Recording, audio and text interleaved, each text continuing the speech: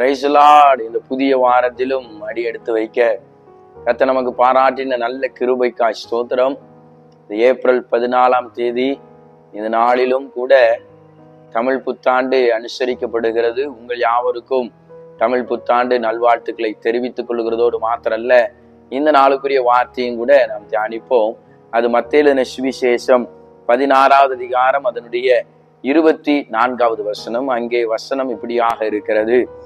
அப்பொழுது இயேசு தம்முடைய சீஷர்களை நோக்கி, ஒருவன் என்னை பின்பற்றி வர விரும்பினால் அவன் தன்னைத்தான் வெறுத்து தன் சிலுவையை எடுத்துக்கொண்டு என்னை பின்பற்ற கடவன்.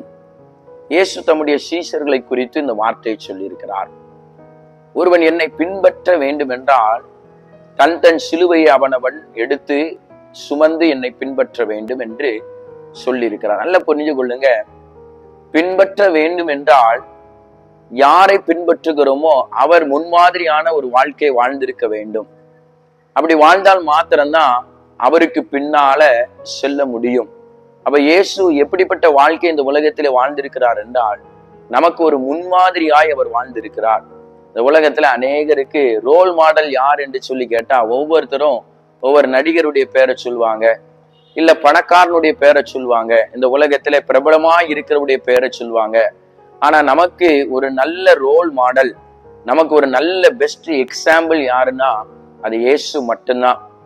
இயேசு இந்த உலகத்துல கடந்து வந்து எப்படியெல்லாம் வாழணும், எப்படியெல்லாம் இந்த உலக மனுஷனோட பேசணும், எப்படியெல்லாம் பரிசுத்தமுள்ள வாழ்க்கை வாழணும்னு சொல்லி அவர் முன்மாதிரியான ஒரு வாழ்க்கையை வாழ்ந்து நமக்கு அவர் காண்பித்திருக்கிறார். அதே போல அந்த உலகத்துல நாமும் அவருக்கு முன்மாதிரியான ஒரு வாழ்க்கையை வாழ்வோம் என்றால் கர்த்தர் நம்மை அவருடைய சீசனாக மாற்றி நமக்கு தேவையான கிருபைகளை, ஆவிக்குரிய வரங்களை நமக்கு கொடுத்து நம்மை அவர் பயன்படுத்த போதுமானவராய் இருக்கிறார். இந்த நாளில் இயேசு முன்மாதிரியாய் வாழ்ந்திருக்கிறார். அதே போல நம்முடைய வாழ்க்கையிலும் கூட நாம் வாழ பழகுவோம். கர்த்தர் நம்மை ஆசீர்வதிப்பார். நம்ம எல்லாம் செபிக்கலாமா?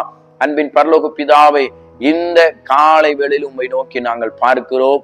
இந்த புதிய நாளிலும் ஸ்தோத்திர ஆண்டவரே, நீர் முன்மாதிரியாய் இந்த உலகத்திலே வாழ்ந்து அதே போல நாங்களும் இந்த உலகத்திலே முன்மாதிரியாய் வாழ கர்த்தர் கிருபை தாங்க.